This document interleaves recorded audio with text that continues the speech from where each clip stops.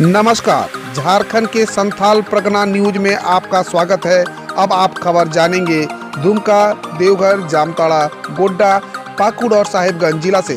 आप न्यूज को किस गांव या शहर से देख रहे हैं, हमें कमेंट में जरूर बताएं। वीडियो को शुरू करने से पहले आज का लाइक एम 50 रखते हैं। उम्मीद है आप इसे पूरा कर देंगे। तो चलिए जानते हैं शाम तक का मुख्य समाचार।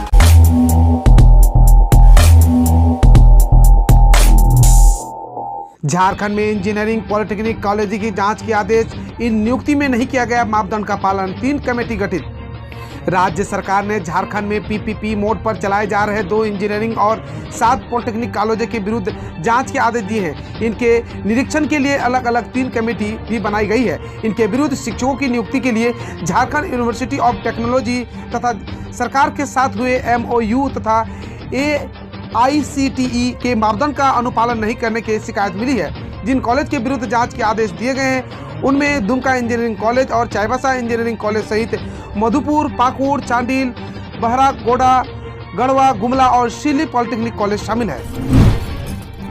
कौन है फूचाराम, जिसके 35 साल बाद घर लौटने पर सीएम हेमंत सोरेन ने की मुलाकात। नॉर्थ और मिडिल अंडमान द्वीप समूह के पिछले 35 साल तक बंधुआ मजदूर के रूप में कार्यरत फूचाराम की घर वापसी हुई है। झारखंड के गुमला जिले के बिशुनपुर थाना क्षेत्र के रहने वाले फूचाराम घर परिवार की व्यवस्था के कारण बंधुआ मजदूर के रूप में अंडमान निकोबार द्वीप समूह में काम करने के लिए विवश थे। फूचाराम के परिजनों ने श्रम विभाग और गैर सरकारी संगठन शुभ संदेश फाउंडेशन के सदस्यों से संपर्क कर उनकी वापसी का आग्रह किया था, जिसके बाद श्रम विभाग के अधिकारियों और फाउंडेशन के प्रतिनिधियों ने दक्षिण अंडमान के प्रशासनिक अधिकारियों से संपर्क कर फूचाराम को मुक्त करवाया।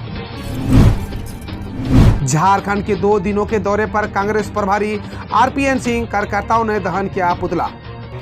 झारखंड कांग्रेस प्रभारी RPN सिंह 2 दिवसीय दौरे पर रांची में हैं। प्रवास के दूसरे दिन जब प्रभारी प्रदेश अध्यक्ष और सभी कार्यकारी अध्यक्ष समेत CLP लीडर मीडिया से संबोधित कर रहे थे, उसी वक्त कांग्रेस के कई कार्यकर्ता योगेंद्र सिंह बेनी के नेतृत्व में RPN सिंह का पुतला दहन करने लगा। इन नाराज कार्यकर्ताओं का आरोप है कि RPN सिंह के प्रभारी रहते अब तक 4 प्रदेश अध्यक्ष बने, लेकिन RPN सिंह का साफ झारखंड कांग्रेस को अपनी मुट्ठी में लेकर पॉकेट पार्टी बनाए रखना ही वजह है।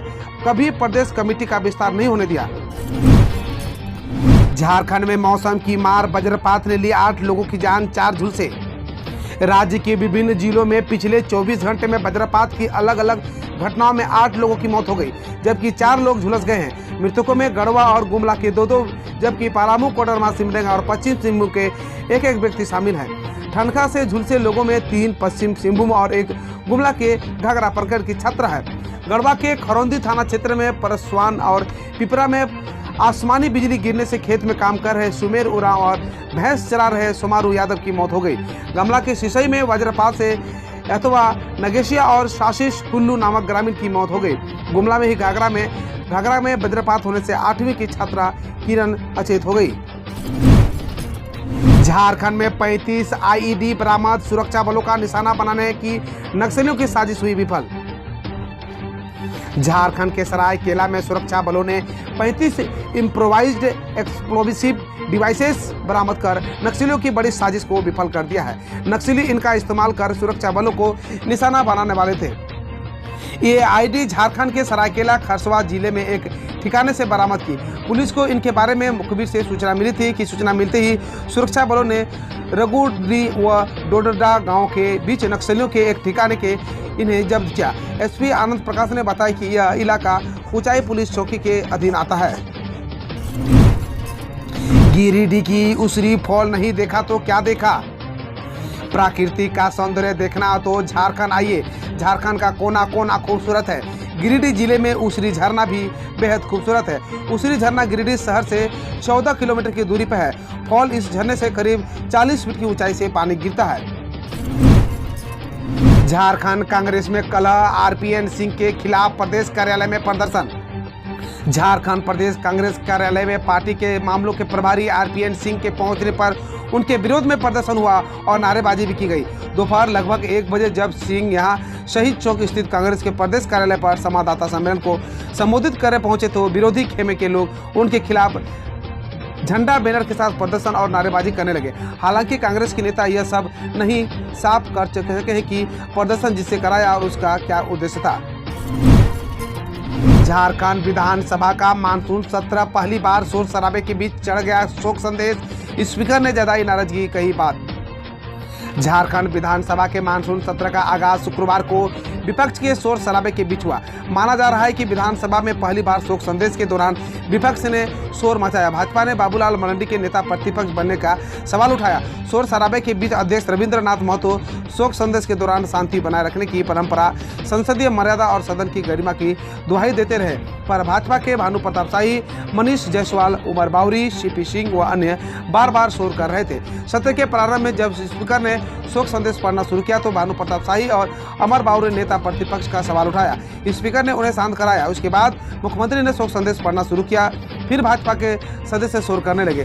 शोर तब मचा ज्यादा तब उनकी तरफ से अचेतक विरंची नारायण ने शोक संदेश पढ़ना शुरू कर दिया। भाजपा सदस्य मनीष जायसवाल ने आसन से कहा कि जब नेता विपक्ष सदन में है तो अन्य को शोक संदेश पढ़ने के लिए क्या अनुचित है। देवघर से पूजा कर लौटते समय क्या गलत काम। पटना के मोकामा में 5 लोग चढ़े पुलिस के हत्थे। खैर खून खांसी खुशी बैर प्रीत मदमान रहीमन दाबे न दबे जानत सकल जहान। कुछ ऐसा ही हुआ 5 लोगों के साथ। गए थे भगवान भोलेनाथ की पूजा करने और लौटते समय जमकर शराब पी ली, लेकिन पुरानी कहावत फिर चर्चात हो गई। मोकामा के मरांची थाने के पुलिस ने उन्हें पकड़ लिया। जब जेल की हवा खानी पड़ रही है तो ये सभी शराब के नशे में धुत थे। आपस में ही झगड़ने लगे। पुलिस को शक हुआ और जांच की तो सभी शराब के नशे में मिले। पकड़े गए लोग सीतामढ़ी जिले के रहने वाले हैं।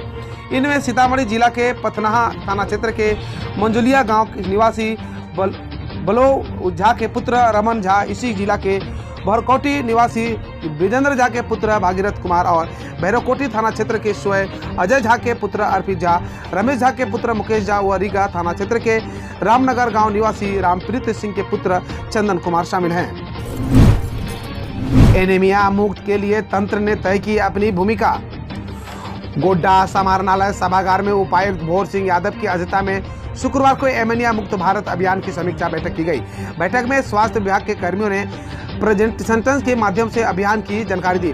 उपायुक्त ने इस दौरान संबंधित अधिकारियों से कहा कि एनीमिया मुक्त भारत का अपना साकार करने के लिए स्वास्थ्य कर्मी जुड़ जाएं। कहा कि एनीमिया से बचाव के उपायों पर अधिक जोर दिया जाना जरूरी है। समय पर दवा का सेवन करना महत्वपूर्ण है। जिले में एनीमिया से ग्रसित गर्भवती महिलाएं, धात्री माताएं, किशोरी बालिकाएं एवं बच्चे को इससे मुक्ति दिलाने के लिए मिशन मोड पर सामूहिक प्रयास करना होगा। एनीमिया की बीमारी किसी भी आयु वर्ग के बच्चों को भी हो सकती है।